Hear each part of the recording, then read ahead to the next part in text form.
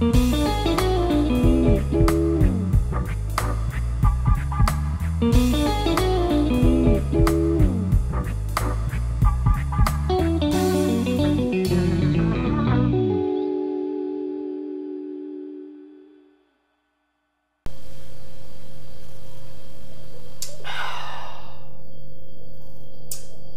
à toi ami brasseur et bienvenue pour cette première vidéo de ma nouvelle chaîne YouTube Bricole Brassicole.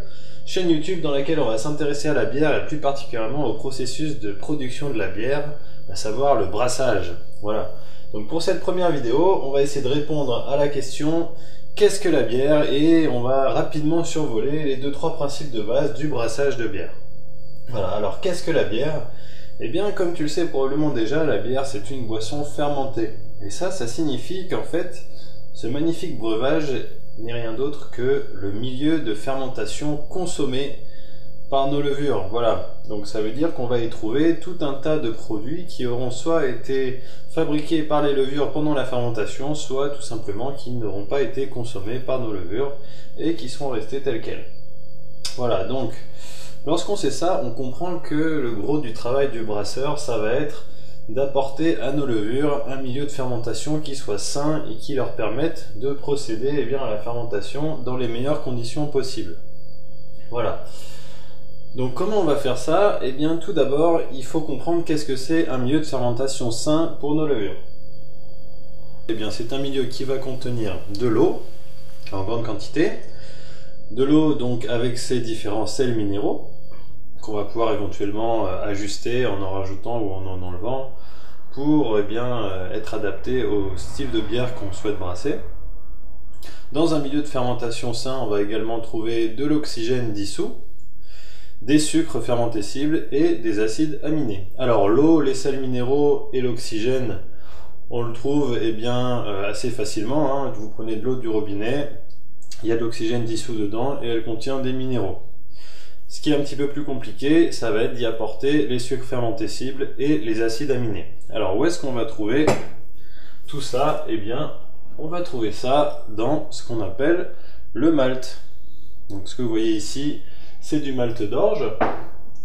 Et qu'est-ce que le malt? En fait, le malt, c'est des grains, donc là en l'occurrence des grains d'orge, qui ont été germés pendant quelques jours et qui ont ensuite été séchés de manière à stopper la germination. Voilà.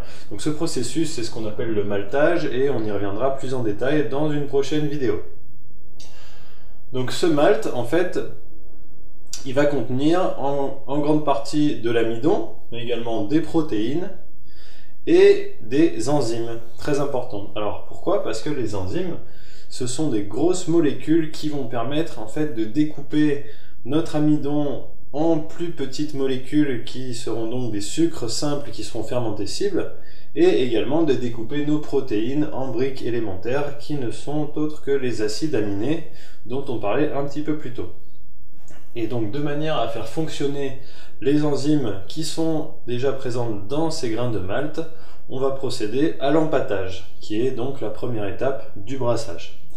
Alors qu'est-ce que c'est l'empâtage? L'empâtage, ça va consister à prendre donc ce malt qu'on aura au préalable moulu pour en faire une farine grossière. Donc on va prendre cette farine grossière, on va la mettre dans de l'eau, on va la laisser reposer dans cette eau à une certaine température pendant un certain temps, en général c'est 1 heure, 1 heure et demie.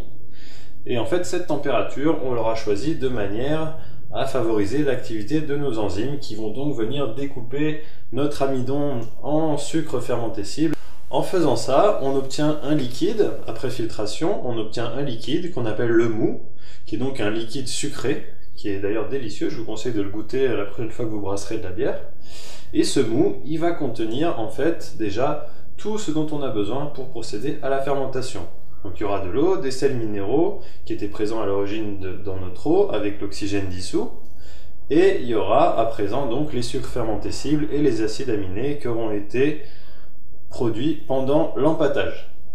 Voilà, donc ce mou, on va maintenant le faire bouillir pendant environ 1 heure, et cette étape d'ébullition, en fait, elle va nous permettre, dans un premier temps, de stériliser notre mou, puisqu'on va le faire bouillir pendant 1 heure, ça va nous permettre d'éliminer la majeure partie des bactéries et des éventuelles levures sauvages ou autres micro-organismes qui pourraient s'y trouver et qui viendraient par la suite interférer avec la fermentation de nos levures.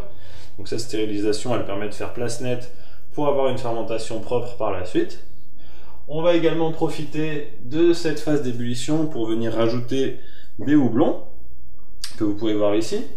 Alors l'ajout de houblon, il va permettre plusieurs choses. Il va permettre premièrement d'avoir une action antibactérienne, donc d'avoir une meilleure conservation de la bière. Il faut savoir que le houblon, c'est une plante qui a des propriétés antibactériennes. Deuxièmement, le fait de rajouter du houblon, ça va nous permettre en fait d'apporter de l'amertume à notre bière. Donc l'amertume qui va permettre d'équilibrer en fait le goût de la bière pour que ça soit pas trop écœurant du fait des sucres résiduels qui s'y trouvent. Et en troisième lieu, l'ajout de houblon, ça va nous permettre d'apporter des composés aromatiques à notre bière. Donc les composés aromatiques du houblon qui sont, ma foi, très agréables et qu'on retrouve dans la majeure partie des bières à différents niveaux. Voilà. Donc une fois qu'on a procédé à cette ébullition, il faut savoir que l'oxygène qui était présent à l'origine dans notre mou, il a été évacué durant l'ébullition. Ce qu'on va donc faire, c'est dans un premier lieu, on va refroidir notre mou pour atteindre une température qui sera propre à la fermentation, qui permettra à nos levures de fermenter dans des bonnes conditions. Et dans un second temps, on va venir aérer notre mou de manière à y réincorporer l'oxygène qui a été évacué pendant l'ébullition. Voilà, donc pour l'aérer, vous verrez, c'est pas très compliqué. Vous pouvez le transvaser d'un récipient à un autre, le secouer dans votre fermenteur ou utiliser des petites pompes à air ou à oxygène qui viendront buller à l'intérieur de manière à dissoudre l'oxygène manquant. Une fois que vous avez fait tout ça, le brassage est terminé et il ne reste plus qu'à passer à la fermentation, c'est-à-dire rajouter les levures dans le mou, maintenir tout ça à une température appropriée et laisser fermenter pendant, en général ça dure 1 semaine, voilà, ça peut varier un petit peu. Voilà, vous savez tout, donc on a vu les 3 étapes principales pour produire de la bière, qui sont donc l'empâtage, l'ébullition du mou et la fermentation. Voilà. Donc je reviendrai bien sûr beaucoup plus en détail sur toutes ces étapes et bien d'autres choses dont on n'a pas pu parler aujourd'hui dans de prochaines vidéos. Je vais essayer de produire pas mal de vidéos, de vous expliquer plein de choses sur la bière et son brassage. Si vous connaissez des gens que ça peut intéresser, n'hésitez pas à leur partager cette vidéo. Et puis si vous avez apprécié cette première vidéo, n'hésitez pas à me mettre un petit like. Ça fait toujours plaisir et ça coûte pas cher. Merci beaucoup et je vous dis à la prochaine. Salut!